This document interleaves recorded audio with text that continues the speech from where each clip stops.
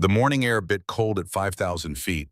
Commander Mackenzie Thorne ran through 3 inches of fresh Montana snow, her breath forming white clouds that vanished into the pre-dawn darkness. 5:30 a.m., same time every day for 4 years now. Her boots struck the frozen ground in steady rhythm. 1 mile, 2 miles, three. The pain in her legs meant nothing. Pain was temporary. Memory was forever. She pushed harder. The bare-toothed wilderness stretched around her in every direction, endless forest jagged peaks and silence so complete it could swallow a scream. That's why she'd chosen this place. That's why she'd run from everything she'd ever known to hide in these mountains, where nobody asked questions and nobody cared who you used to be. Mackenzie Thorne, Mac to the few who knew her, Maggie Thornton to everyone else.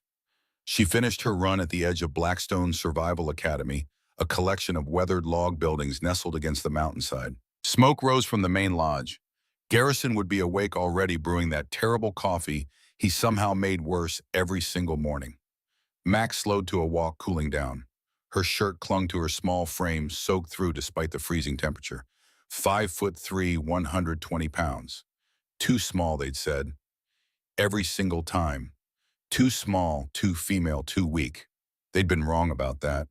Her cabin sat at the far edge of the property, the smallest, the most isolated. She liked it that way. Inside, she stripped off her running gear and stood in front of the small mirror, studying the woman she'd become. Or maybe the woman she'd stopped being. Scars told their own stories. The long white line across her ribs, Kandahar, 2015. The puckered circle on her shoulder, Mosul, 2017. The network of smaller marks along her forearms, where shrapnel had found her in Syria. Syria. Her hand moved involuntarily to her chest, where dog tags used to hang. 4 years without them. 4 years pretending she was someone else. 18 years in the SEAL teams. 127 combat missions across 5 countries. The first woman to make it through Bo Diaz and complete the full pipeline. They'd called her the Phantom because targets never saw her coming and survivors swore she'd vanished into smoke. That woman was dead now. Had been for 4 years. She dressed in faded work jeans and a thermal shirt, pulled her dark hair into a tight bun, and headed for the main lodge. The sun was rising, painting the snow orange and gold. Beautiful if you let yourself notice. Mac didn't let herself notice much anymore. The lodge smelled like pine smoke and burnt coffee. Garrison Wolf stood at the industrial stove, spatula in hand, attacking a pan of eggs with more aggression than necessary. "Morning, Maggie," he said without turning around. "Morning." She poured herself coffee from the ancient percolator. It tasted like battery acid mixed with regret, but the caffeine worked. That's all that mattered. Garrison Wolf at 71 moved like a man 20 years younger. 6'2", still lean, still dangerous if you knew what to look for. His face carried the weathered look of someone who'd spent decades in bad places doing worse things. Gray hair buzzed military short, eyes that missed nothing. Delta Force. 1st Special Forces Operational Detachment. Delta. The unit. Whatever name you used, it meant the same thing, America's most elite counterterrorism force. Garrison had spent 20 years there from 1975 to 1995, the golden age of classified operations that would never make the history books. Operation Eagle Claw. In Iran 1980, 8 dead mission failed, national embarrassment. Garrison had been there, one of the survivors who'd watched helicopters burn in the desert. Grenada 1983, they'd gone in ahead of the Marines, secured the airport, killed anyone who got in the way. Panama 1989. Manuel Noriega's capture. Garrison's team had cleared 3 city blocks in 14 minutes. Desert Storm 1991. Scud hunting in the western desert of Iraq.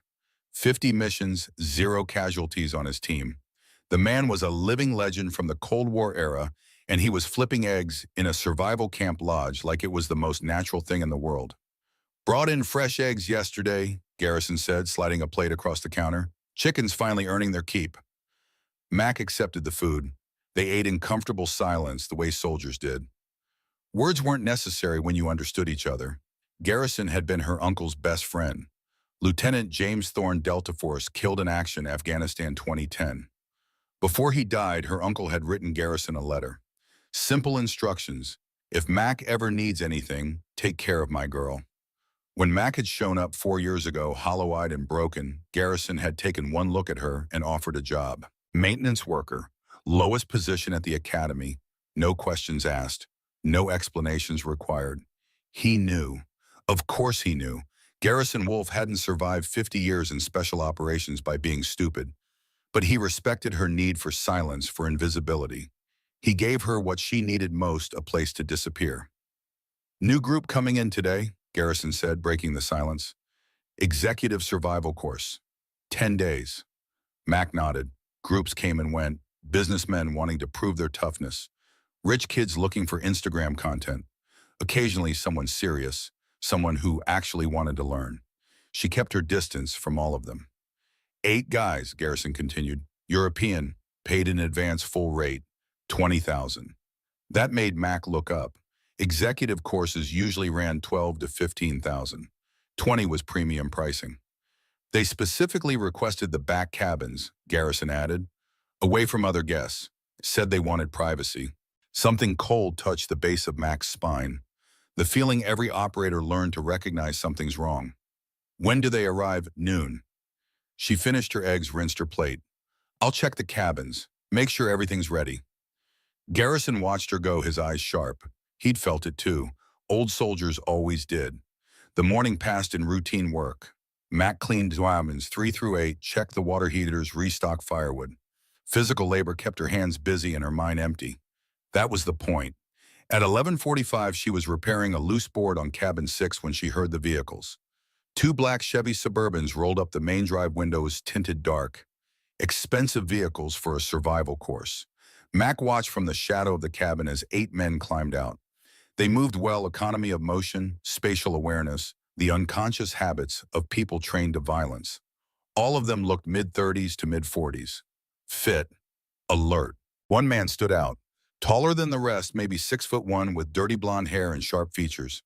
He wore an expensive outdoor jacket that had never seen actual wilderness. When he turned, Mac caught his profile. Slavic features, Eastern European. The man surveyed the property with professional interest, his gaze sweeping across buildings, tree lines, access points. Not the way a tourist looked at a place, the way an operator cleared a location. Garrison emerged from the lodge to greet them. Handshakes, introductions. Mac couldn't hear from this distance. The tall man did most of the talking, animated and friendly. The others stayed quiet, letting him play the role. 7 quiet men and 1 talker. Standard team configuration. Mac's instincts screamed. She finished with the board and moved to cabin 8, positioning herself where she could observe without being obvious. The men collected their bags, high-end hiking packs, 2 uniform, probably purchased specifically for this trip. But underneath the civilian gear, she caught glimpses of something else. The way one man's jacket hung heavy on one side. The bulge at another's ankle that could have been a knife sheath or something worse. They were armed. Not unusual for survival training, students often brought knives, sometimes sidearms. But this felt different. This felt operational. The group followed Garrison toward the cabins. As they passed, the tall man glanced in Mac's direction. Their eyes met for half a second. His smile never reached his eyes. "That's Maggie," she heard Garrison say, "our maintenance worker. Any problems with your cabins, she'll handle it." The tall man nodded politely. "Thank you, Maggie. I'm sure everything will be perfect." Accent, definitely Eastern European. Russian maybe, or Ukrainian. Carefully neutral, the way intelligence operatives learn to speak. The group disappeared into their cabins. Max stayed where she was watching, waiting. 30 minutes later, 3 other instructors arrived for the afternoon briefing. Brody Callahan, 38, former Army Ranger. Solid instructor, good with terrain navigation. Declan Briggs, 42, ex-Marine infantry. Tough as nails, but thought women belonged in the kitchen. The third was a younger guy, Travis Morrison, 30, former National Guard. Enthusiastic but inexperienced. They gathered in the lodge's main room. Garrison spread out maps and reviewed the 10-day curriculum. "Standard executive course," he said. "Shelter building, firecraft navigation, basic tracking." They requested emphasis on survival psychology and decision-making under stress. 20 grand for that. Brody raised an eyebrow. "We giving them the gold-plated experience? We're giving them what they paid for." Garrison's tone shut down the conversation. Max stood in the back, arms crossed. Nobody looked at her. They never did. To them, she was the maintenance girl, invisible. Declan glanced her way, once smirked. You gonna cook for them too, Maggie? Maybe clean their boots?" She said nothing. Words wasted energy. Garrison shot Declan a look that could have frozen gasoline. "Meeting's over. First session starts tomorrow at 0700. Dismissed." The instructors filed out. Garrison waited until they were gone, then turned to Mac. "You feel it. Not a question, a confirmation." "Yes." "What are you thinking?" Mac chose her words carefully. They move like a team, military discipline, probably armed. The leaders got intelligence training, good cover, identity-controlled body language. Russian, maybe, or former Soviet bloc, hard to tell. Garrison was quiet for a moment, studying the maps as if they held answers. Could be legitimate. Corporate security types do this kind of training sometimes. Could be, but neither of them believed it. "Keep your eyes open," Garrison said finally. "Stay alert." Mac nodded and left. That night she couldn't sleep. Not unusual sleep, had been a stranger for 4 years. But tonight felt different. The weight of her instincts pressed down like storm pressure. At 0200 hours, she gave up trying and slipped out of her cabin. The moon hung full and bright, turning the snow silver. She moved through the shadows toward the guest cabins, silent as smoke. Cabin 3, dark, quiet. Cabin 4, dark, quiet. Cabin 5, light visible through a crack in the curtains. Mac approached from the blind side, keeping low. She reached the window and risked a glance inside. 4 men sat around a table. The tall, blond leader, she'd heard Garrison call him Mr. Volkov, leaned over what looked like blueprints or diagrams. The others watched as he pointed to specific locations, speaking in low tones she couldn't hear through the glass. Then one man stood and walked to a corner of the cabin. He knelt, opened what looked like a standard hiking pack, and pulled out something that definitely wasn't hiking equipment. An AK-103, compact assault rifle, Russian military standard. The man field stripped it with practiced efficiency, checking components, running function tests silently. Another man joined him, pulling out a Glock 19 and a suppressor. Mac's blood went ice cold. These weren't corporate security. These were operators, professional soldiers, probably private military contractors. And they'd brought enough hardware to start a small war. She backed away from the window, her mind racing. Why here? Why Blackstone Academy? What was their target? The answer hit her like a rifle shot. Cabin 7, the private cabin at the far end of the property that Garrison kept reserved. The one that had been occupied for the past 2 weeks by a government contractor who never left, who had meals delivered, who Garrison personally checked on twice a day. Mac had assumed witness protection. Federal marshals sometimes used remote locations like this. She'd never asked, never pried, not her business. But if Volkov and his team were here, she needed to verify, needed to know what they were protecting, or who. Moving like the ghost she used to be, Max circled through the forest toward Cabin 7. Light shone through its windows, too. As she approached, she heard voices, one American, one with a thick Russian accent. She crept close enough to hear. "Appreciate the accommodation, Mr. Wolf. Your discretion has been invaluable." That was the Russian accent, educated, older. "Just doing a favor for an old friend." Garrison's voice tired. "How much longer do you need?" "Another week, maybe 2, until they can arrange more permanent placement. You're safe here. Nobody knows." Except somebody did know. Volkov's team hadn't found this place by accident. Mac returned to her cabin and opened the floor panel beside her bed. Underneath lay her own carefully hidden equipment, things she'd sworn never to touch again. She pulled out a laptop, old but encrypted, booted it up, used a satellite connection she paid for privately to run a search. Russian scientists, defection, recent news. The results came fast. Dr. Nikolai Rostov, age 58, nuclear physicist, worked for Rosatom, Russia's state atomic energy corporation. Defected to the United States in 2023 with classified information about Russia's nuclear weapons program. Entered witness protection. Current location unknown. Mac found a photo. She zoomed in on Rostov's face, memorizing features. Then she understood. The Cabin 7 occupant. The government contractor. It was Rostov, and Volkov's team was here to kill him. She had to warn Garrison, had to contact whoever was running Rostov's protection. But it was 3 a.m. and any unusual activity might tip off Volkov's team. Wait until morning, act natural, then make the call. Mac lay on her bed staring at the ceiling, every nerve alive. 4 years she'd been running from who she was. 4 years of hiding, of pretending to be someone small and insignificant and safe. That woman was about to DJ for the second time, because Commander Mackenzie Thorne, the Phantom, was coming back. Morning came too fast. Mac was on her third cup of battery acid coffee when Garrison found her in the equipment shed. "Need to talk," he said quietly. They walked into the woods far enough that no one could hear. "Saw you out last night," Garrison said. "What did you find?" "No point lying. They're armed. AK-103s, suppressed pistols." "This isn't corporate training, Garrison. They're operators." His jaw tightened. "How many weapons?" "Saw 2 rifles, 2 handguns. Probably more. They're professionals." "Russian, that's my guess." Garrison pulled out a satellite phone, the kind federal agencies issued. He dialed, waited. Someone answered. "This is Wolf. We have a problem." "Yes." "No, I'm certain." "Understood." He ended the call and looked at Mac with something like resignation. "CIA handler says a team can be here in 3 hours. Weather's clear, helicopter can make it." 3 hours is a long time. "I know." "Do they know we know?" "Not yet, but the morning session starts in 20 minutes. We act normal, keep them occupied, wait for extraction." Mac shook her head. "If they're a professional, they'll have a timeline. Something will trigger them. Could be today, could be tonight. We can't assume we have 3 hours." "What are you suggesting?" "Get Rostov out now, back trail through the North Ridge. I can guide him. That's 12 miles through snow. He's not in condition for that." "Better than dead."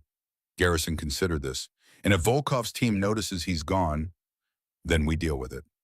For a long moment, Garrison studied her. Really looked at her, seeing past the maintenance worker disguise to the operator underneath. "You were SEAL, weren't you?" he said quietly. She'd never told him, never confirmed, but the man wasn't stupid. "Was," she said, "long time ago." "How good were you?" "Good enough." Something shifted in Garrison's expression. Relief maybe, or recognition. "Your uncle said you were the best he'd ever seen." Mac felt a stab of pain at the mention of her uncle. "Uncle Jim talked too much. He was proud of you. He's dead." The words came out harder than she intended. Garrison didn't flinch. "I need to know," he said. "If this goes bad, can you handle yourself?" 4 years ago, she would have said yes without hesitation. Now, with Somalia's ghost still screaming in her head, with the faces of her dead teammates burned behind her eyes every time she closed them. "I don't know," she admitted. It was the most honest thing she'd said in 4 years.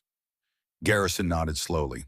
"Fair enough, but I need you sharp because I'm too old for this, and those other instructors are good men, but they're not operators. If shooting starts, you're the only one here who's been in real combat since Desert Storm." "What are you asking?" "I'm asking if you can be who you used to be, just for today, just long enough to keep people alive." Mac looked down at her hands, small hands, scarred hands, hands that had killed 47 people across 18 years, hands that hadn't held a rifle in 4 years. "I'll do what I can. That's all I need." They returned to the lodge separately. The 8 students were already gathered in the main room, dressed in expensive outdoor gear, looking eager and enthusiastic. Volkov smiled broadly when Garrison entered. "Good morning, Mr. Wolf. We're ready for our first lesson." "Morning, gentlemen. We'll start with basic navigation and terrain assessment. Follow me outside." As the group filed out, Volkov's gaze found Mac where she stood by the equipment lockers. He smiled at her too, that same smile that didn't touch his eyes. "Morning, Maggie. Beautiful day, isn't it?" "Morning, sir." She kept her voice soft, submissive, unthreatening. Everything these men would expect from a woman doing menial labor. Invisible, insignificant. Volkov joined his team outside. Mac watched through the window as Garrison led them toward the tree line, beginning his lecture on using terrain features for navigation. She had maybe 30 minutes. Moving fast, she went to cabin 7 and knocked. "Dr. Rostov, it's Maggie from maintenance. Mr. Wolf asked me to check your water heater."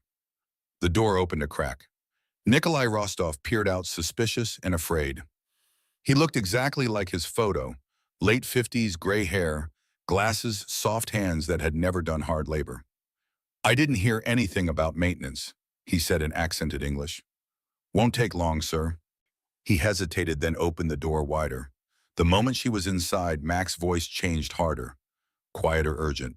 Dr. Rostov, my name is Mackenzie Thorne. I'm former U.S. Navy. There are 8 Russian operators on this property right now, and they're here to kill you. We have maybe an hour before they make their move.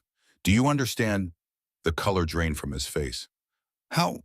How do you know this? I saw their weapons. I heard them talking. They're not here by accident. Where are my handlers? Where is CIA? 3 hours away. We don't have 3 hours. Rostov sat down heavily on the bed, shaking. I knew they would find me. I knew. Hey, Mac's voice sharpened. Focus. You're alive right now. You want to stay that way. You do exactly what I tell you. Understood. He nodded, still terrified, but listening. Pack a small bag. Warm clothes, water, any medication you need. We're leaving in 10 minutes. Where? North Ridge Trail. 12 miles to a ranger station. From there, we get you somewhere safe. I can't. I'm not in physical condition for. Then you better find the condition doctor, because the alternative is a bullet. Harsh but effective. Rostov stood and started packing with shaking hands. Mac stepped back outside, scanning the property. Garrison and the group were still at the tree line, maybe 400 yards away. She could see Brody and Declan setting up a navigation course near the river. Everything looked normal. Too normal. Then she saw it. One of Volkov's men had separated from the group. He was walking back toward the cabins, moving casually but with purpose, checking his watch, speaking into a radio too quiet for anyone to hear. Advanced scout, making sure Rostov was still in place before they executed whatever plan they'd prepared. Mac had seconds to decide. If she confronted him, the whole team would know. If she let him check cabin 7, he'd find Rostov with her in a packed bag, and everything would go bad immediately. She chose option 3. Stepping out from cabin 7, she waved cheerfully at the approaching man. Morning, can I help you with something? He stopped, surprised to see her. Just forgot something in my cabin. Which cabin are you in? Spain 5. That's the other direction, sir. He smiled, but his eyes went flat. Right, got turned around, thank you. He changed direction, heading toward cabin 5. But now he knew she'd seen him away from the group. Now he'd report back that the maintenance girl was paying attention. The timeline had just compressed. Mac went back into cabin 7. We're leaving. Now. I'm not ready. Move. She grabbed his bag and practically dragged him out the back door. They entered the tree line just as she heard voices raised near the main lodge. Shouting, commands in Russian. It had started. Mac and Rostov ran through the forest following a game trail she'd memorized during 4 years of morning runs. Behind them, more shouting. The crack of a gunshot, then another. What's happening? Rostov gasped, struggling to keep up. They've made their move. Come on faster. But Rostov wasn't a soldier, wasn't an athlete. He stumbled over roots, tripped in snow, his breath coming in ragged gasps. They'd made maybe half a mile when Mac heard engines. The Suburbans. Volkov's team had split, some on foot, some in vehicles, trying to cut off escape routes. She pulled Rostov behind a fallen tree, both of them lying flat in the snow. Through the bare branches, she saw one of the Suburbans roll past on the service road, moving slow, windows down, men with rifles scanning the forest.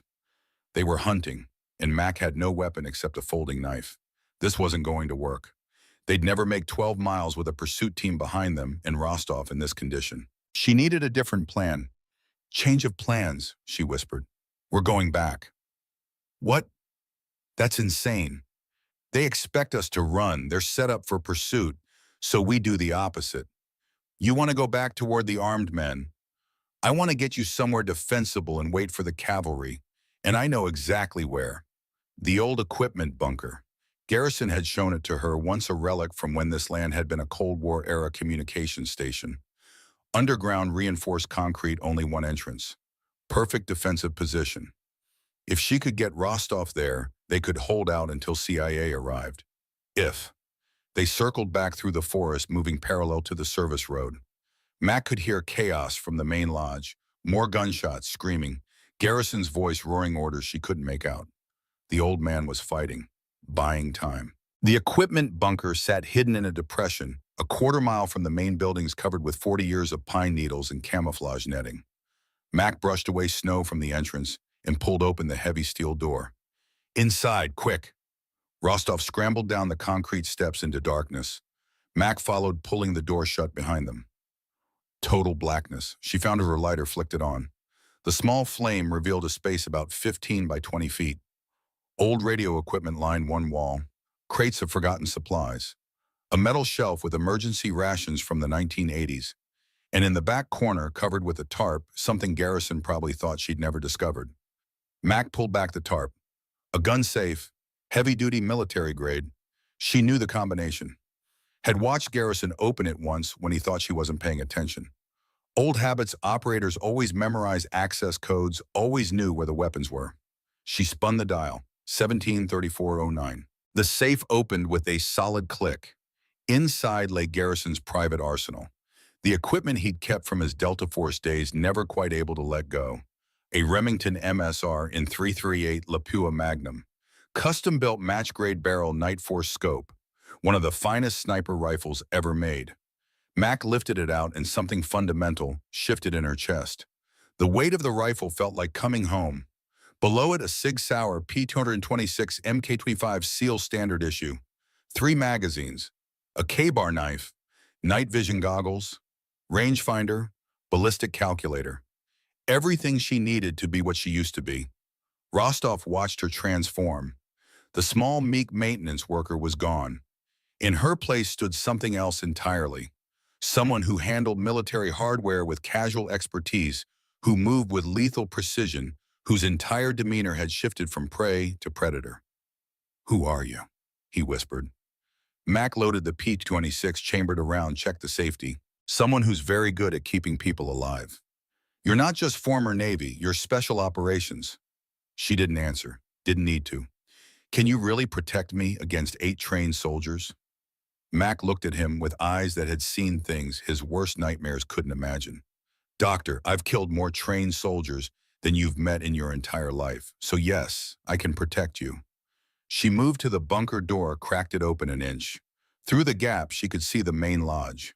Volkov's team had everyone gathered outside. Garrison, Brody, Declan Travis, 2 kitchen staff, all on their knees, hands behind their heads. Volkov stood in front of them, pistol in hand, speaking too quietly for Mac to hear from this distance. Then one of his men pointed toward the forest, toward the service road. They'd found footprints. Rostov's trail through the snow. Volkov snapped orders. 4 men broke off, moving into the forest with military precision. 1 stayed with the prisoners. That left 3 with Volkov. The math wasn't good. 4 hunters in the forest closing in on her last known position. 3 at the lodge with hostages, all of them armed and trained. And Mac with a sniper rifle, a pistol, and 4 years of rust. Somalia flashed through her mind. The mission that broke her. The teammates who died because she'd made the wrong call, trusted the wrong intelligence, led them into an ambush she should have seen coming. 11 dead because of her mistakes. She couldn't afford to make mistakes today. Not with Garrison's life on the line. Not with innocent people held at gunpoint. But her hands were shaking. Actually shaking. Rostov saw it. "Are you all right?" "Fine." "You don't look fine." "I said I'm fine." She squeezed her eyes shut, forced her breathing to slow. In through the nose 4 counts, hold for 7, out through the mouth for 8. The technique they'd taught at Buds for managing stress. It didn't work.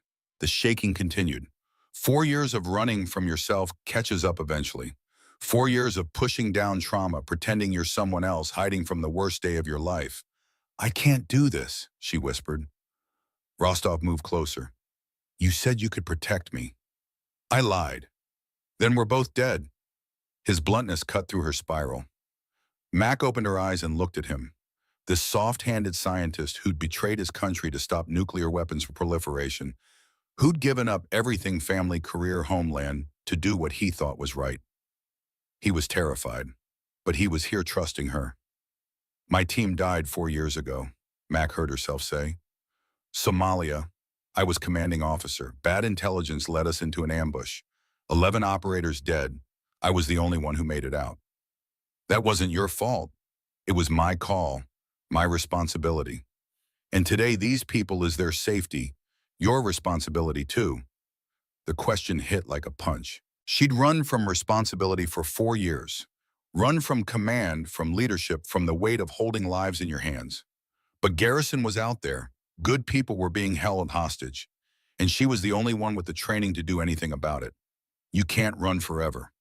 Max stood, picked up a Remington MSR, felt its perfect balance. Muscle memory kicked in, checking the chamber, testing the bolt, looking through the scope. Stay here, she told Rostov. Door locks from inside. Don't open it for anyone except me or Garrison. Anyone else tries to get in, their enemy. Understood. What are you going to do? Commander Mackenzie Thorne looked at him with eyes as cold as the Montana snow. My job. She slipped out of the bunker into the forest and the Phantom returned to war. The forest held its breath around her. Mac moved through the trees like smoke, every step deliberate, every breath controlled. The Remington MSR felt alive in her hands, 9.7 pounds of precision engineering that could reach out and touch someone at 1,500 yards. She wasn't planning to shoot from 1,500 yards. Not today.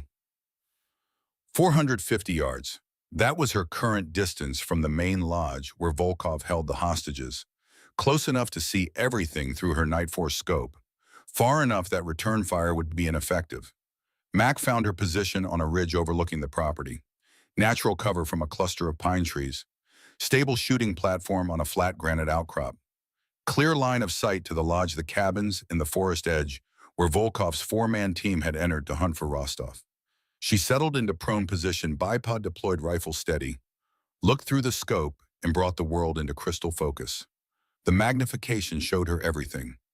Garrison on his knees, blood running from his nose where someone had hit him. Brody beside him, defiant even with a gun to his head. Declan trying to look brave and failing. Travis actually crying. The two kitchen staff, Maria and old Frank, both terrified into silence. Volkov stood in front of them, checking his watch. Irritated. His timeline was slipping, and he knew it. The man guarding the prisoners was big, maybe 6'4", with a shaved head and a scar running down his left cheek.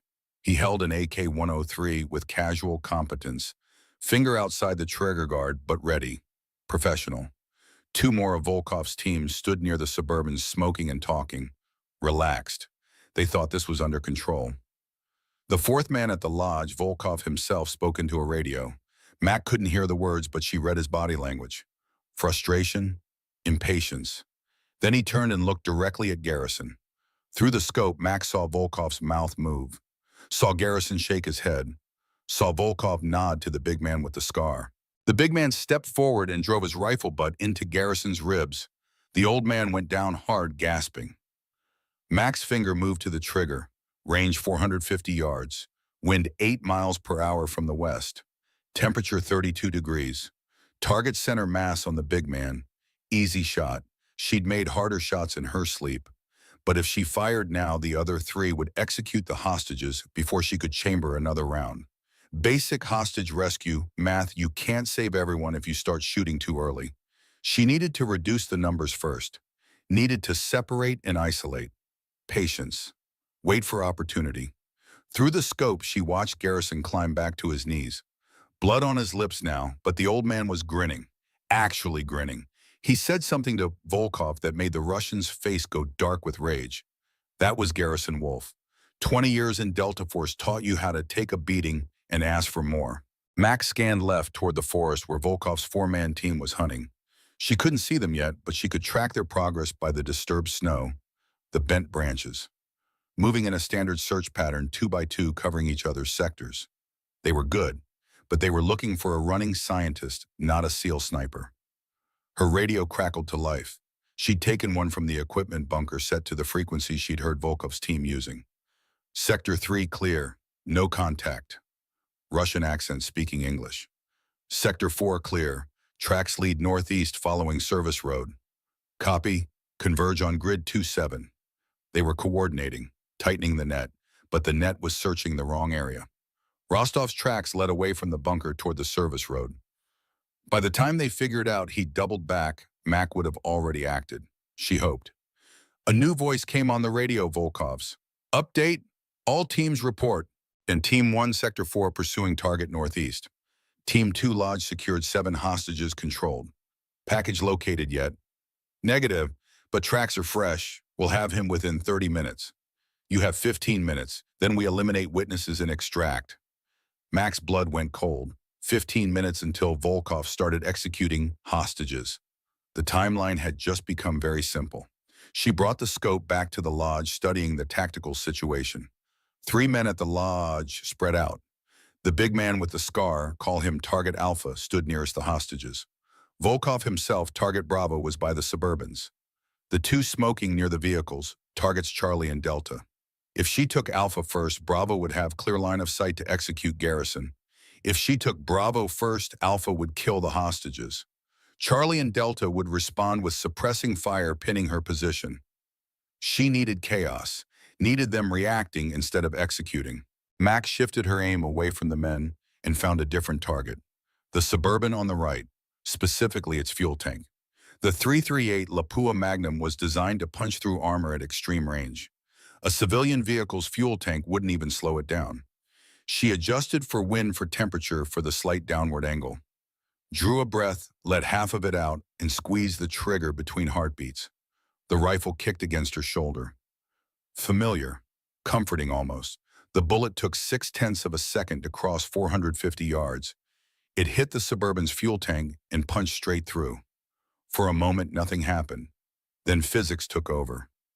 Fuel vapor ignited. The explosion tore the Suburban apart, a blossom of orange flame and black smoke that rolled into the sky. The shockwave knocked Charlie and Delta off their feet.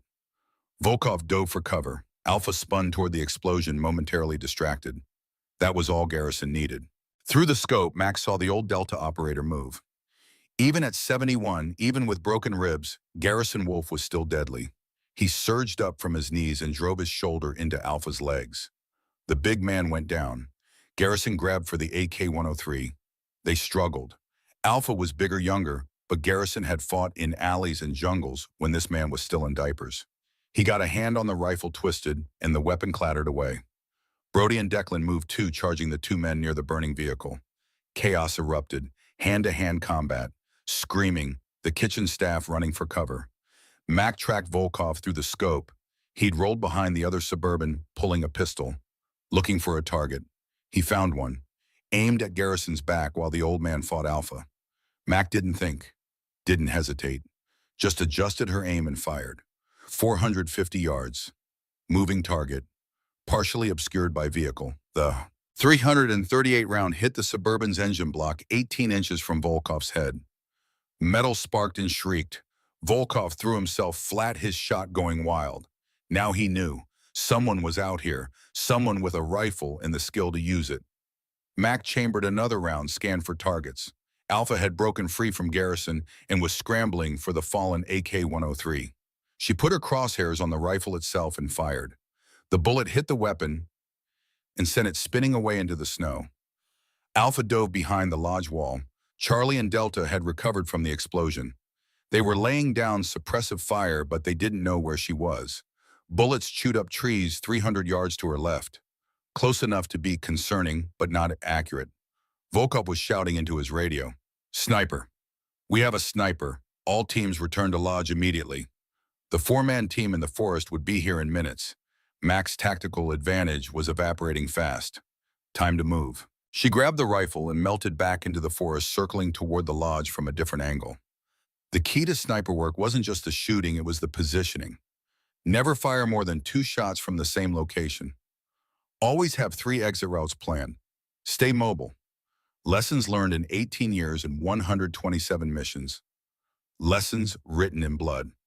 Mac found a new position 200 yards from the lodge behind a fallen tree. Closer, riskier. But she needed to keep pressure on Volkov's team, keep them reactive. Through the scope, she saw Garrison and the others had taken cover behind equipment sheds. Good. They were out of the immediate kill zone. Volkov and his remaining men, Alpha, Charlie, and Delta, had formed a defensive position around the Suburbans. Standard tactics, covering each other's fields of fire, watching for her muzzle flash. The 4-man team from the forest burst onto the scene. Now Volkov had 7 men again. The math had gotten worse, but Garrison and the instructors had weapons now. She'd seen Brody grab an AK-103. Declan had a pistol. Not ideal, but better than nothing. This was turning into a firefight, and firefights were loud, chaotic, and unpredictable. Everything Mac had spent 18 years training to avoid. Snipers didn't fight fair. They struck from darkness and vanished. They controlled the battlefield through fear and precision, not through volume of fire. But sometimes you didn't get to choose your fight. Volkov's voice carried across the snow. Whoever you are, you've made a serious mistake. We have a hostage. Mac looked through her scope and felt her heart stop. They'd grabbed Maria, the older kitchen worker. One of Volkov's men, call him Echo, had her by the hair pistol pressed to her temple, using her as a shield. You hear me, sniper? Show yourself or she dies. Maria was crying, praying in Spanish. She was 60 years old. She made the best huevos rancheros Mac had ever tasted. She had 3 grandchildren and showed everyone pictures at least twice a week. And now she was about to die because Mac had started shooting. Through the scope, Mac found Echo's face. Young, maybe 28. Scared, his hand shaking slightly where he held the pistol. Scared men made mistakes, but taking the shot would be insane.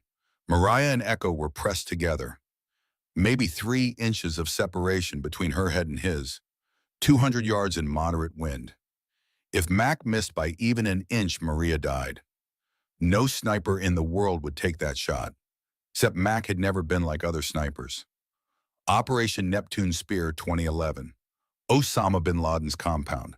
She'd been there, one of 6 SEAL snipers providing overwatch. She'd taken a shot through a window at night through glass and curtains, hitting a guard who stood 2 feet from a hostage. That shot had been impossible too. She'd made it anyway. Mac steadied her breathing, found her position. The fallen tree gave her perfect support. The Night Force scope was crystal clear even at this range. She could see Maria's face, see the tears, see Echo behind her, his head partially visible over Maria's left shoulder. 3 inches of target, 200 yards, wind 8 miles per hour, temperature dropping. The bullet would take 0.3 seconds to arrive. In that time, Echo could move. Maria could move. The wind could shift. Any of 10,000 variables could send this shot wrong. The voice of her old instructor whispered in her mind, the impossible shot doesn't exist. Just a shot nobody else has the stones to take. Mac put her crosshair on the 3-inch gap between Maria's head and Echo's jaw, exhaled slowly, squeezed. The rifle spoke. The world seemed to hold its breath for 0.3 seconds. Then Echo's head snapped back in a spray of red. He collapsed backward, instantly dead. Maria stumbled forward, untouched, screaming but alive. Garrison appeared from cover and pulled Maria to safety. The remaining 6 of Volkov's team erupted in gunfire, but they were shooting blind, panicked. Bullets tore through trees everywhere except where Mac actually was. She chambered another round, found Charlie in her scope and fired. Center mass, 200 yards. He went down, move, relocate. The discipline was automatic. Mac rolled away from her position just as return fire chewed the fallen tree to splinters. They'd spotted her muzzle flash. She scrambled through the underbrush, keeping low putting trees between herself and incoming rounds. Her radio crackled. Whoever you are, you just killed 4 of my men. Volkov's voice tight with rage. I'm going to find you. I'm going to make you watch while I execute everyone here. Then I'll kill you slowly. Mac didn't respond. Never respond. Never give them anything to track. She found new cover behind a boulder, took stock. 6 of Volkov's original 8 were dead or incapacitated. That left Volkov himself and 1 other Delta, she thought, plus the 4-man team that had been searching the forest. Actually make that 3 from the forest team. Garrison had shot one, she'd seen him go down. So 5 hostiles remaining. Better odds. But they were regrouping, getting organized. And somewhere in that organization, they'd realize that Rostov wasn't in the forest. They'd start searching buildings. They'd find the bunker. Mac needed to end this. Fast. She keyed her radio to the frequency she'd heard Garrison use. Garrison, you copy. Static, then Mac, that you, hearing her real name spoken out loud after 4 years, hit her harder than expected. Yeah, status. 3 civilians safe in equipment shed. Brody and Declan are mobile, both armed. Travis took a round to the leg stable but can't move. I'm functional. You calm. Uninjured. 5 hostiles left. Volkov plus 4. What's the play? Good question. By the book tactics said wait for reinforcement. CIA was she checked her watch 90 minutes out. Hold position, keep the hostiles pinned, wait for professionals. But Volkov wasn't waiting 90 minutes. He'd cut losses and extract. Maybe kill hostages out of spite on his way out. Maybe find Rostov first. No, this ended now. I'm going to push them toward the cabins, Max said. Funnel them into a kill zone. You and the boys provide supporting fire from the eastern shed. Don't take risks, just keep them pinned. That's a terrible plan. You got a better one. Silence. Didn't think so. On my mark. Mac moved through the forest like water flowing around the obstacles, making no sound. The 4 remaining members of Volkov's team were clustered near the lodge, trying to establish a defensive perimeter. Good tactics for holding ground, bad tactics when a sniper was hunting you. She found a position 300 yards out, elevated slightly, put her scope on the man furthest right delta. He was scanning the forest rifle up professional stance. Mac adjusted for distance and wind. Fired. Delta went down. The other 3 spun toward her shot. Mac was already moving, circling left. She found cover, settled, acquired the next target. Fired. Miss. The bullet sparked off a tree trunk 6 inches from the target's head. Damn it, the cold was affecting her hands, making them stiff. Or maybe it was just rust. 4 years of not shooting, not training, not being who she used to be. Return fire chewed up her position. She rolled away, feeling bark and splinters rain down. Too close, they were getting her range. Garrison now. From the equipment shed, Brody and Declan opened up with AK-103s. Not aimed fire, just suppression. But it worked. Volkov's remaining 3 men, including Volkov himself, broke cover and ran for the cabins, right into Mac's kill zone. She tracked them through her scope, led the first man by 2 feet, accounting for his running speed. Fired. He tumbled into the snow. 2 left, Volkov and 1 other. They'd reached the cabins and taken cover. Smart. Now Mac didn't have clean shots. This was turning into a siege, and sieges took time she didn't have. Mac made a decision that would have horrified her instructors. She stood up, slung the rifle over her shoulder, and drew her P226 pistol. Then she started walking toward the cabins. Not running, not sneaking, walking, out in the open. Garrison's voice exploded in her radio. Mac, what the hell are you doing? Ending this. She walked across 50 yards of open ground, completely exposed. If Volkov or his man had a clean shot, she was dead. But they didn't shoot. They were confused. Who walks into a firefight like they're taking a stroll? Someone who knows exactly how dangerous she is. Mac reached cabin 5 and pressed her back against the wall. Inside, she could hear movement, harsh breathing, whispered Russian. She pulled a flashbang from her belt taken from Garrison's equipment bunker. Ancient, probably from the 1990s, might not even work. Only one way to find out. She kicked the door open, tossed the flashbang inside, and turned away. Bang! The concussive force rattled the cabin walls. Max spun back, pistol up, and entered. 2 men inside, both disoriented. One was Volkov. The other was the last of his team. The team member raised his rifle. Max shot him twice, center mass. He went down. Volkov was faster, already recovering.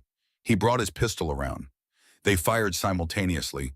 Mac felt something punch her left shoulder, spinning her half around. Her shot went wide, hitting the wall behind Volkov. They both dove for cover. Mac behind an overturned table, Volkov behind a bed frame. Pain screamed from her shoulder. She'd been shot.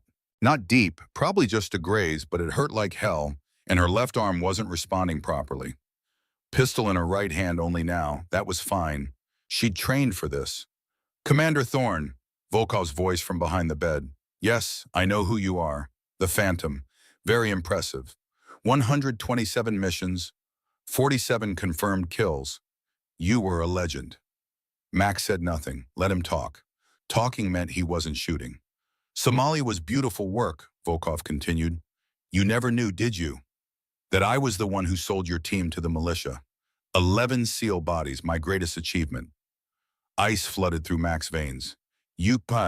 Me, I was GRU, then running operations in East Africa. Your team was hunting my asset.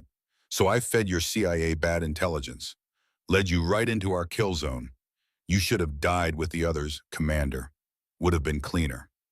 4 years of pain and guilt and self-hatred crystallized into pure cold rage. Why tell me this? Because you're about to die anyway, and I want you to know your team didn't fail. You didn't fail, you were simply outplayed by a better operator. Mac looked down at her pistol. 13 rounds left in the magazine. She could blind fire around the cover, hope to get lucky, or she could be smart. The cabin had a window behind Volkov's position. If she could get an angle, she fired 3 rounds into the bed frame, forcing Volkov to keep his head down. Then she rolled left, came up in a crouch, and fired through the window. Glass shattered. Volkov cursed and moved. Mac tracked his movement and fired again. This time she hit him, not fatal, but his right thigh bloomed red. He went down with a grunt. She advanced pistol trained on him. Kicked his weapon away. Volkov looked up at her with something like respect. You're gonna kill me now. That's what you want. Yes, revenge for your dead. Max stood over him, pistol aimed at his head. Her finger on the trigger. 1 pound of pressure, and Alexander Volkov would cease to exist. Justice for Somalia. Justice for her team. All she had to do was squeeze. 4 years ago, before everything broke, she would have done it without hesitation. Operators didn't take prisoners. You eliminated threats and moved to the next objective. But 4 years of running from who she was had changed something fundamental. Made her question what she'd become, what she'd been. No, she said quietly. No, Volkov actually laughed. You're weak. That's why your team died. Weak.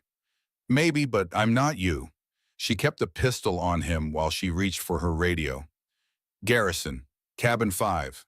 I have Volkov. Send someone with zip ties. Roger, on the way. Footsteps on the porch. Mac spun pistol up, and Garrison appeared in the doorway.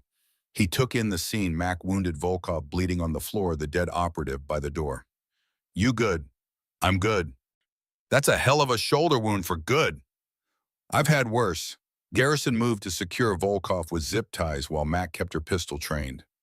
Once Volkov was bound and disarmed, Garrison stood and looked at her properly. Commander Mackenzie Thorne, he said quietly. The Phantom. When were you planning to mention you were one of the most decorated female SEALs in naval history? Never, if possible. Your uncle told me you were special operations. Didn't mention you were at bin Laden's compound. Didn't mention you held the record for longest confirmed female sniper kill.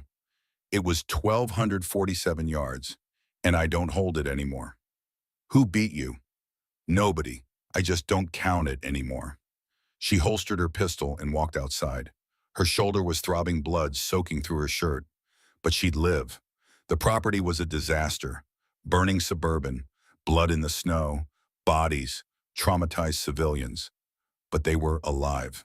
That was something. Brody and Declan emerged from the equipment shed, weapons still up, sweeping for threats. When they saw Mac, both men stopped and stared. Maggie, Declan said. What the hell? My name's not Maggie. Then who are you? Garrison answered for her. This is Commander Mackenzie Thorne, U.S. Navy SEALs retired, and she just saved all our lives. The sound of helicopters interrupted any further conversation. CIA's quick reaction force right on schedule. Better late than never. 3 Black Hawks descended onto the property, disgorging 20 operators in full tactical gear. They spread out, securing the area, checking bodies, providing medical care. A man in his 50s approached Garrison, flashing credentials. Special Agent Morrison, CIA. Where's Rostov? Safe, Garrison said. Underground bunker, quarter-mile north. The woman who saved him is right here. Morrison turned to Mac. You're Thorne. Yes. Hell of a thing you did today, Commander. Defense of civilian lives, protection of critical asset, neutralization of hostile force. We're going to want a full debrief. Later. Right now I need to check on Rostov, make sure he's okay. She walked away before Morrison could object. Let Garrison handle the bureaucrats. She'd had enough of authority and chain of command for one lifetime. The bunker door was still locked. Mac knocked 3 slow, too fast, their prearranged signal. The door opened. Rostov stood there, pale and shaking but alive. It's over, Mac told him. You're safe. He started crying, not from fear this time, from relief. Thank you. Thank you. Don't thank me. Just make sure whatever you told CIA about Russia's nuclear program was worth 8 dead men and a burning survival camp. It was. I promise you it was. Mac nodded and turned to walk away. Rostov called after her. Commander, the man in charge, Volkov. What he said on the radio about Somalia. Is it true? She stopped. Yes. Then you got justice today. For your team. Justice doesn't bring them back. She left him there and walked into the forest, but only made it 50 yards before her legs gave out. Mac collapsed against a tree, sliding down to sit in the snow.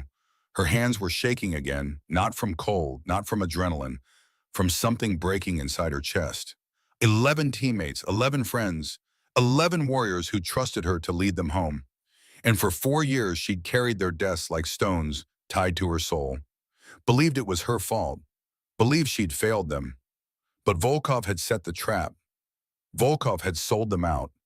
The mission was doomed before they'd ever stepped on that helicopter. It wasn't my fault, she whispered to the empty forest. The words felt foreign, felt like blasphemy. How could it not be her fault? She was the commanding officer. She'd made the call to go in, but she'd made that call based on intelligence she'd had no reason to doubt, based on protocols and procedures designed to keep them safe. She'd done everything right, and they died anyway, because war wasn't fair, because the enemy cheated, because sometimes you could do everything perfectly and still lose. Mac pressed her palms against her eyes, feeling tears for the first time in 4 years. Not tears of guilt, tears of grief. Pure, clean grief for the warriors she'd lost. She let herself cry. Let the Montana wilderness swallow her sobs. Let 4 years of toxic shame bleed out into the snow. When Garrison found her, she was still sitting there, face wet, shoulders shaking. He didn't say anything, just sat beside her in the snow and waited. It wasn't my fault, Max said eventually. No, it wasn't. But they're still dead. Yes, they are. Mac wiped her face with her sleeve. Does it ever get easier? Garrison was quiet for a long time. No, but you learn to carry it differently. You learn that honoring their memory means living, not dying with them. She looked at him. Is that what you did after Iran? After your teammates died in Eagle Claw? Eventually. Took me about 10 years, though. You're doing better than I did. They sat together as the sun set, two warriors who'd lost people they loved, who'd survived when others hadn't, who carried ghosts that would never fully leave. But for the first time in 4 years, Mac felt like maybe she could learn to live with them. 2 hours after the helicopters left, Mac stood in the shower of her cabin, watching blood-tinged water circle the drain. The hot water stung her shoulder wound, but the pain kept her grounded, kept her present. She'd killed 4 men today. Maybe 5 she'd lost count in the chaos. 4 years without pulling a trigger, and her body had remembered everything. Muscle memory, training so deep it became instinct. The rifle had felt like an extension of her arms, the calculations automatic, the breathing controlled. Like she'd never left. That was the terrifying part. Mac dried off, rebandaged her shoulder with proper medical supplies from her emergency kit, and dressed in clean clothes. Through her cabin window, she could see lights on in the main lodge. Garrison would be there dealing with the aftermath. Local sheriff probably on the way despite CIA's best efforts to keep this quiet. You couldn't hide a firefight in rural Montana, not with 8 bodies and a burning Suburban. She should go help, should face the questions, the stares, the inevitable confrontation with who she really was. Instead, she sat on her bed and opened the wooden box she kept hidden under loose floorboards. Inside, wrapped in oilcloth, lay everything she'd tried to leave behind. Her dog tags, Lieutenant Commander Mackenzie J. Thorne, her SEAL Trident badge. The Golden Eagle, clutching an anchor trident and pistol. Earned through 6 months of hell at Bud, where 200 started and 23 finished. Photographs, her team in Afghanistan, her team in Syria, faces she saw every night in her dreams, and at the bottom, a letter. Yellowed paper creased from being folded and unfolded too many times. Her uncle's handwriting. She'd read it 1,000 times. Read it again now. Mac, if you're reading this, I'm gone. Don't mourn me, kid. I lived exactly the way I wanted to, serving something bigger than myself, standing beside warriors I was honored to know. You're going to blame yourself. That's what we do. Every operator I ever met carries ghosts. We make decisions in impossible situations and live with the consequences. Some nights that weight crushes you. Some nights you wonder if you're even human anymore. But here's what I know about you. You're the best damn operator I ever trained. Better than me, better than anyone in my generation. You've got the skills, the intelligence, And something rare, you actually give a damn about the people you protect. Don't let the darkness win, Mac. Don't let the bad missions erase the good ones. You've saved more lives than you've taken. Remember that. And if you ever need to disappear for a while, call Garrison Wolf. He owes me about 100 favors, and he's good people. He'll take care of you. Stay strong, stay sharp, and know that I'm proud of you. Uncle Jim Mack folded the letter carefully and put it back. Her uncle had been right about Garrison, right about needing to disappear, wrong about the darkness not winning. The darkness had won 4 years ago in Somalia. It had won every night since, when she woke up screaming, reliving the moment her team died. But today, maybe she'd won a small battle back. A knock on her cabin door interrupted her thoughts. "It's open." Garrison entered, carrying 2 bottles of whiskey and looking about 10 years older than he had this morning. He set the bottles on her small table and collapsed into the only chair. "Sheriff's gone. CIA smoothed things over classified Operation National Security, the whole song and dance. He wasn't happy, but he's not going to make waves." And the others? Brody and his Declan are drinking in the lodge, trying to process that the maintenance girl's apparently some kind of super soldier. Travis is at the hospital getting his leg fixed up. Kitchen staff are home with their families. Everyone's alive except the bad guys. Garrison opened one bottle, took a long pull, and offered it to Mac. She accepted the whiskey, burning all the way down. "Morrison left you something," Garrison said, pulling an envelope from his jacket. "Said to give it to you when you were ready to talk." Mac took the envelope but didn't open it. She knew what was inside. Job offer, return to active duty, come back to the world of classified missions and impossible choices. "I'm not going back," she said. He figured. That's why he left a phone number too. Said if you change your mind, call anytime. 24/7, no questions asked. "I won't change my mind." Garrison studied her with those sharp eyes that missed nothing. What happened in Somalia, Mac, really happened. She took another drink, longer this time. The whiskey helped, made the words come easier. "We were hunting a warlord, Mohammed Farah Hassan. He'd been kidnapping aid workers, selling them to Al-Shabaab. CIA said they had solid intelligence on his location compound outside Kismayo. But the intelligence was bad.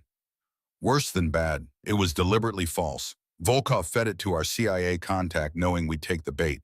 We went in at 308 operators plus me. Compound was supposed to be lightly defended." Max stared at the whiskey bottle, seeing the mission play out behind her eyes. "It was a kill box, 60 hostiles waiting for us. RPGs, heavy machine guns, the works. We were pinned down within 30 seconds. I called for extract, but the helicopters took fire, had to break off.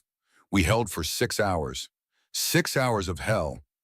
Her voice had gone flat, the tone operators used when talking about things too painful to feel. One by one, they got picked off. Martinez took shrapnel to the throat. Chen bled out from a leg wound before I could reach him. Rodriguez and Thompson got hit by an RPG. Direct hit. Nothing left to recover. And you? I was on overwatch 300 yards out. Watched them die through my scope. Took out maybe 20 hostiles, but it didn't matter. There were too many. When the extraction birds finally got through, I was the only one left alive. The cabin was silent except for wind rattling the windows. "They gave me a silver star," Mac continued. "Valor in combat," they said.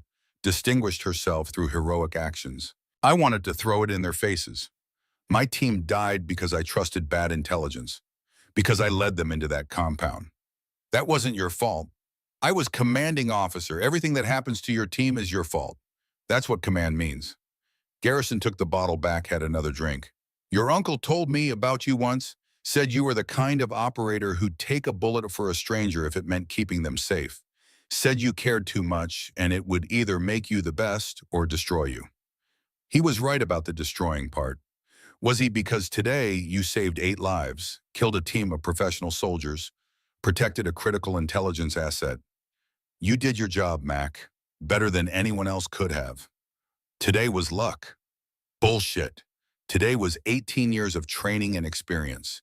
Today was you being exactly who you're supposed to be. Mac wanted to argue, but the words wouldn't come. Maybe because part of her knew he was right. Today had felt different than Somalia. Today she'd been in control, Today she'd made the right calls. Today nobody on her side died. Volkov said something before I captured him, Max said quietly.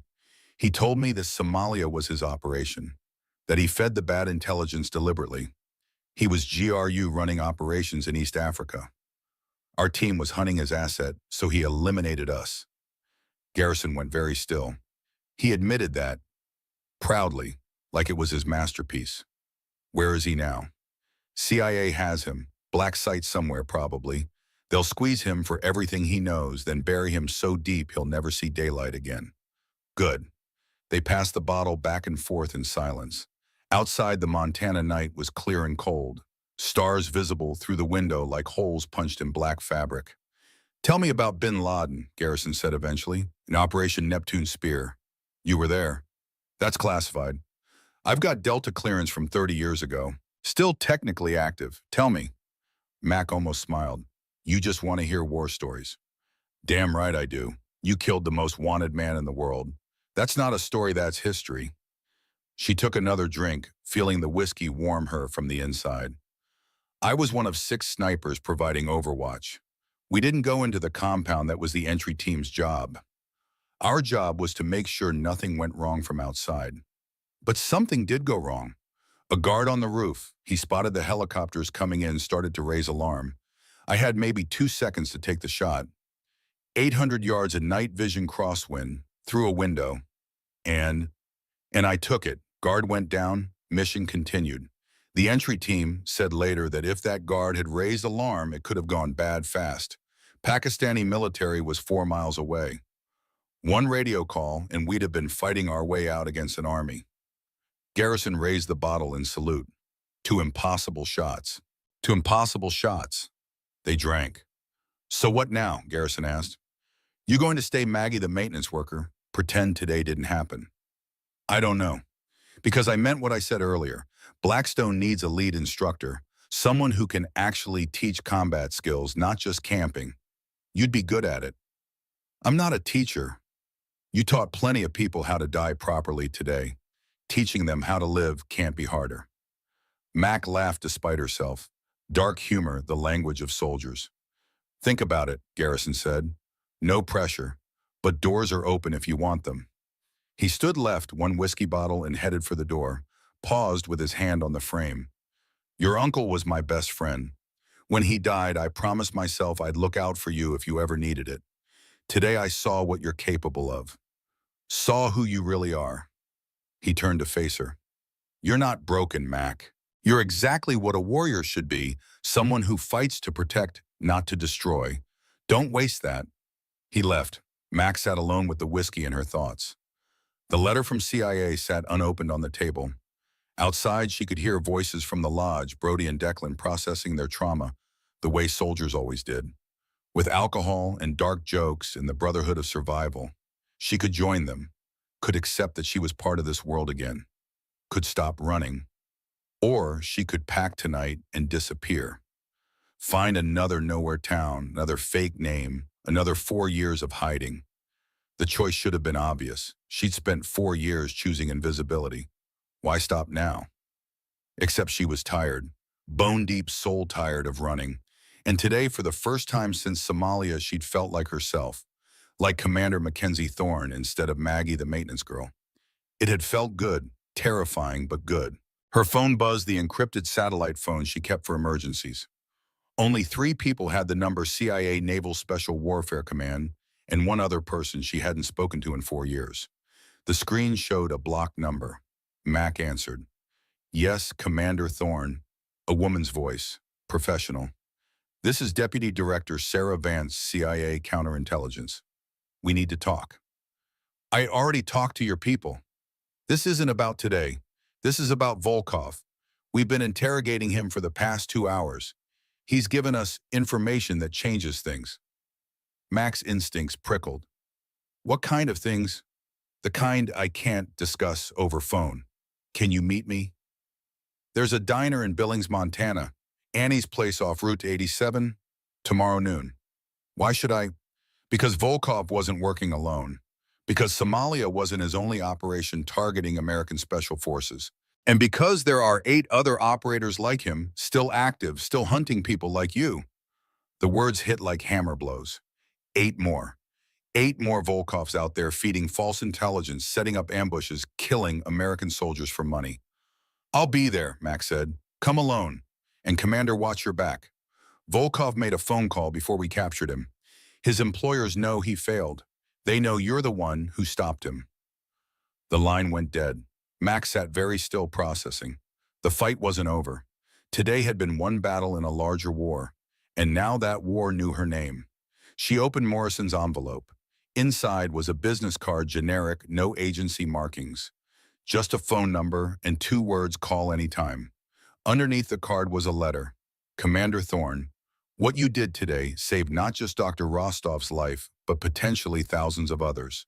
The intelligence he provided has already prevented 2 terrorist attacks. You're a hero whether you believe it or not. I know you left the Navy because of Somalia. I know you blame yourself for those deaths. But I also know the truth. Volkov set that ambush. The intelligence was deliberately false. Your team died because a Russian agent wanted them dead, not because you made a mistake. You were investigated after Somalia. Did you know that full inquiry classified? The conclusion was clear. You performed with exceptional skill under impossible circumstances. You kept your team alive for 6 hours against overwhelming odds. You killed over 20 hostiles. You saved the extraction pilots when they took fire. You did everything right. The recommendation was to promote you to captain and give you your own team. But you resigned before we could process it. I'm not asking you to come back. I'm asking you to stop blaming yourself for something that wasn't your fault. And I'm telling you that if you ever want to hunt the people who killed your team, we have resources. We have targets. We have work that needs doing. The door is always open. Special Agent Frank Morrison. Mac read the letter 3 times, investigated after Somalia. They'd cleared her, recommended promotion. She'd never known. She'd resigned in shame, carrying guilt she thought she deserved. But the official conclusion was clear. She'd done her job. Her team had died because of Volkov's treachery, not her failure. 4 years of self-hatred based on a lie she'd told herself. The whiskey bottle was half empty now. Max stood slightly unsteady and walked to her mirror, studied the woman looking back. Scars, hollow eyes, hair that needed cutting, too thin, too tired, too haunted, but also alive, capable, dangerous when needed. Commander Mackenzie Thorne, the Phantom, still here, still fighting. Maybe that was enough. A sound outside her window made her freeze. Footsteps, careful, measured. Someone trying to be quiet. Mac killed the lights and moved to the window, keeping to the side. Peeked out through a gap in the curtains. A figure in the darkness. Moving toward her cabin, dressed in black, face obscured. Professional approach. Checking angles using cover. Not a drunk instructor stumbling home. Mac's P226 was on the nightstand. She grabbed it, chambered around silently, and positioned herself beside the door. The footsteps stopped outside. A long pause. Then a voice, low and male. Commander Thorne, I need to talk to you. American accent, Midwestern maybe, not Russian. Who are you? Oh, I'm in. Someone who knows what happened today. Someone who knows about Volkov's network. I have information you need. Step where I can see you, hands visible. The figure moved into the light from the lodge. Male, maybe 40, wearing civilian outdoor gear. Hands raised empty. But his stance was wrong. Too casual, too confident. He wasn't afraid of her gun. I'm not armed, he said. Just here to talk. Talk from there. Fine, my name is David Brennan. I work for an organization that tracks Russian intelligence operations. We've been following Volkov for 2 years. We know about his network, the 8 other operators Deputy Director Vance mentioned on your phone call. Mac's blood went cold. How do you know about that call?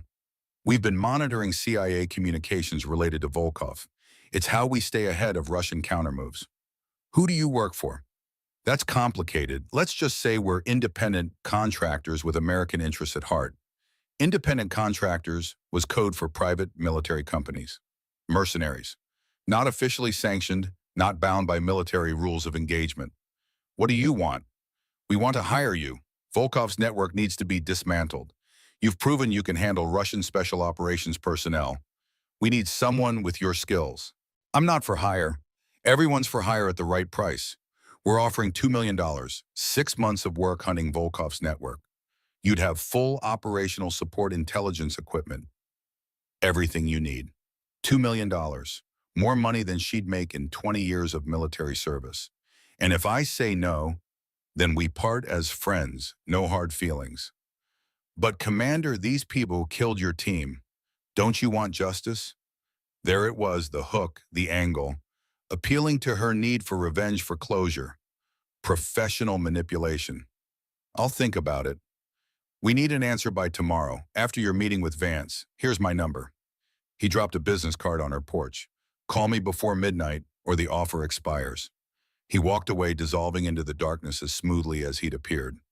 Mac waited 5 minutes, then retrieved the card. Plain white embossed black lettering. A phone number and a name, Brennan.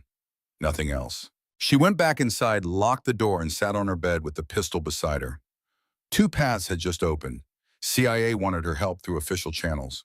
Brennan's organization wanted her for unofficial operations. Both were hunting the same people. Both offered a chance at justice for Somalia. But one path was legal. The other was moral quicksand, mercenary work. No oversight, no rules.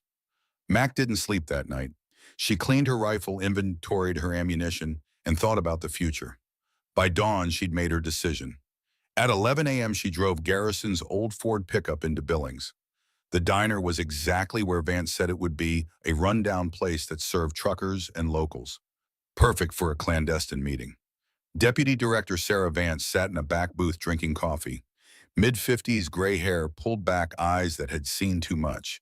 She looked like every other intelligence officer Mac had ever met, competent, tired, and deeply cynical. Commander Thorne, thank you for coming. Mac slid into the booth opposite her. You said there were 8 more like Volkov. Direct. I like that. Vance pushed a folder across the table. This is what we've gotten from Volkov so far. Names, locations, known operations. It's not complete. He's still being uncooperative, but it's a start. Mac opened the folder. 8 photographs. 8 names. Russian, Ukrainian, Serbian. All former special operations. All now working as private contractors, targeting American interests. They call themselves the Moros Network, Vance continued. Russian for Frost. They specialize in long-term infiltration and targeted killings. Your team in Somalia was one of 6 American special operations teams they've eliminated in the past decade. 6 teams. 43 dead operators total, all made to look like mission failures or combat losses. Nobody connected the dots until Volkov. Mac's hands tightened on the folder. 43. 43 operators with families, with friends, with skills and courage that died because of these people. What do you need from me? Right now, nothing. We'll handle the Moros network through official channels. But I wanted you to know, wanted you to understand that Somalia wasn't your fault. It was enemy action. I appreciate that. However, Vance leaned forward. If you were interested in helping unofficially as a contractor, we could use someone with your skill set. These people are ghosts. They know how we operate. They have sources inside our agencies. We need an operator who's off the books. Someone they don't know about. Someone like me. Exactly like you. You'd have full CIA support, but your name stays buried. The Moros network would never see you coming. It was essentially the same offer Brennan had made, but coming from official channels. Legal. Sanctioned.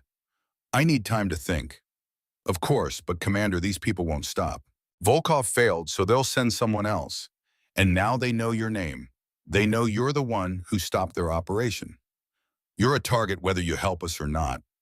Vance stood, dropped cash on the table for the coffee. My number's in the folder. Call me when you decide, and watch your back. She left. Max sat alone in the diner, staring at 8 photographs of men who'd made a career of killing American soldiers. Men who'd killed her team. Men who now knew she existed. The waitress refilled her coffee. Anything else, hon? No, thank you. Mac drove back to Blackstone Academy in silence, the folder on the seat beside her. Her shoulder ached where Volkov's bullet had grazed her, a reminder that she'd stepped back into the world of violence. And violence never let you go once it had your scent. Garrison was waiting on the porch of the main lodge when she arrived. How'd it go? Complicated. Want to talk about it? Not yet. He nodded, accepting. Well, when you're ready, there's someone here to see you. Mac followed him inside. In the main room, standing by the fireplace, was a woman in her early 30s. Blonde hair, sharp suit, expensive shoes. Clearly uncomfortable in the rustic setting. Commander Thorne, the woman said, extending her hand. I'm Jennifer Blackwood, Senator Richard Blackwood's daughter. Mac shook her hand, confused. Senator Blackwood, chair of the Senate Intelligence Committee. Dr. Rostov was supposed to testify before his committee next week about Russian nuclear weapons programs. My father wanted me to thank you personally for saving Dr. Rostov's life. I was just doing what needed doing. Modest. I like that. Jennifer smiled. My father wanted you to know that if you need anything, anything at all, you have a friend in Washington. He's seen what you did. He knows who you are, and he believes this country needs more people like you. I appreciate that, but please, let me finish. Jennifer's expression turned serious. My father is aware of what happened in Somalia. He sat on the closed-door inquiry. He knows you were cleared of all wrongdoing.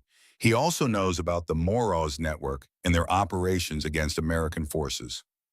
Mac went very still. How much do you know? Everything. My father has above top secret clearance. He's read every file, every report, and he wants you to know that if you choose to pursue justice against the people who killed your team, you'll have political support, protection. Why are you telling me this? Because my father believes in supporting warriors who fight for the right reasons, and because he suspects you're being offered multiple opportunities right now, and he wants you to know that choosing the official path won't leave you exposed. Jennifer handed Mac an envelope. My father's private number. Call if you need help navigating the bureaucracy, or if you just need someone in power who actually gives a damn. She left, heels clicking on the hardwood floor. Garrison whistled low. Senate Intelligence Committee, that's heavy support. It's pressure. They're all pushing me toward the same thing. Are they wrong? Mac looked to him. You think I should hunt these people? I think you're going to hunt them whether anyone asks or not. I think you woke up today and realized you are not done being a warrior. I think Somalia has been eating you alive for 4 years, and now you have a chance to put those ghosts to rest. He was right. She'd known it since yesterday, since the moment she picked up that rifle and became the Phantom again. Some part of her had come back to life during that firefight. Some part she'd thought was dead forever. If I do this, Max said slowly, I need to do it right. Official channels, legal backing, no mercenary work. So you call Vance. I call Vance. And then I hunt. Garrison smiled, a wolf's smile, predatory and fierce. About damn time. That night, Max stood on the ridge overlooking Blackstone Academy, the same ridge where she'd taken that impossible shot at Echo, saving Maria's life. The same ridge where the Phantom had returned. In her hand, she held Brennan's business card. The mercenary offer, $2 million to work outside the law. She lit her lighter and held the flame to the card, watched it burn to ash and blow away in the Montana wind. Then she pulled out her phone and dialed Vance's number. Deputy Director Vance, this is Commander Thorne, I'm in. I was hoping you'd say that. How soon can you start? Tomorrow. Good, I'm sending a helicopter for you at 0800. Pack for a long trip. We're hunting ghosts, Commander. And you're the best ghost hunter I've got. Mac ended the call and looked down at the academy, at the lights in the lodge where Garrison was probably drinking whiskey and plotting how to rebuild. At her small cabin where she'd hidden for 4 years. She wasn't hiding anymore. Commander Mackenzie Thorne, the Phantom, was going back to war. But this time it wasn't about orders or missions or duty. This time it was personal. The Moroz network had killed her team, had murdered 43 American operators, had spent a decade operating with impunity. That ended now. Mac walked back down to her cabin and began to pack. Rifle, pistol, ammunition, equipment. Everything she'd need. Everything she'd sworn she'd never touch again. But some promises were meant to be broken, and some ghosts deserved to be hunted. At dawn, she stood on the porch one last time. Garrison emerged from the lodge, coffee in hand. You coming back? Eventually. And when you do? When I do, maybe I'll take that teaching job. Pass on what I know. Train the next generation. Your uncle would be proud. Maybe. The sound of helicopter rotors echoed across the valley. A Black Hawk descended toward the clearing, CIA markings painted over with civilian colors. Max shouldered her pack, picked up her rifle case, and walked toward her future. Behind her, Garrison raised his coffee mug in salute. "Give them hell, Phantom." She looked back, once smiled, and climbed into the helicopter. The Black Hawk lifted off, banking east toward the morning sun. Through the window, Mac watched Blackstone Academy shrink below her, the lodge, the cabins, the ridge where she'd made impossible shots. 4 years she'd hidden there. 4 years running from herself. But she wasn't running anymore. Across from her in the helicopter, a CIA operator handed her a tablet. "Briefing materials, Commander. First target is in Prague, former Spetsnaz, now freelance. He was Volkov's partner on the Somalia operation." Mac took the tablet, studied the face on screen, memorized features, read the file. Dmitry Kuznetsov, age 44. Confirmed, kills 23 American operators across 8 missions. Her finger traced the list of his victims. Found names she recognized: Martinez, Sullivan, Rodriguez, Thompson, her team. "How long until we reach Langley?" she asked. 3 hours. You'll meet with the deputy director, get full briefing, deploy within 48 hours. Mac nodded and looked back out the window. Montana was disappearing behind them, replaced by endless blue sky. She thought about Garrison's offer: teaching, training the next generation, building something instead of destroying. She'd do that, eventually. But first there were 8 men who needed to answer for 43 dead operators. 8 men who thought they were safe because they operated in shadows. They'd never met a shadow like her. The helicopter climbed higher, and Mac felt something settle in her chest. Not peace, she might never have that, but purpose, direction, the cold, clear certainty of a mission. The Mirage network had spent a decade killing American warriors. Their decade was over. Mac closed her eyes and saw her team's faces one last time. Martinez with his terrible jokes. Sullivan, who never shut up about his daughters. Rodriguez, who could fix anything. Thompson, who sang off-key constantly. "I'm coming for them," she whispered. All of them. The helicopter cut through morning light, carrying the Phantom toward war. Behind her, in a quiet Montana valley, Garrison Wolfe stood on the lodge porch, watching until the Black Hawk disappeared. Then he raised his coffee mug one final time in salute. "Give them hell, kid," he said to the empty sky. "Your uncle would be proud." He turned and walked back inside. There was work to do, a camp to rebuild, students to train. Life continued as it always did for those who survived. But somewhere over the Rockies, Commander Mackenzie Thorne opened her eyes and began reading the file on Dmitry Kuznetsov. 8 names on a list. 8 ghosts to hunt. 8 impossible shots to take. She'd spent 4 years hiding from who she was. Now she remembered, and the Phantom never missed. 2 months later, a package arrived for Garrison Wolfe. No return address, postmarked Prague. Inside, a single photograph. Dmitry Kuznetsov's face X marked through it in red pen. On the back, in neat handwriting, 7 to Gokium. M. Garrison smiled, pinned the photo to his office wall, and poured himself a whiskey. "That's my girl," he said quietly. Outside, the Montana wind carried snow across empty ridges. The academy was quiet, peaceful. But somewhere in the world, a Phantom was hunting, and the ghosts of 43 fallen warriors could finally rest.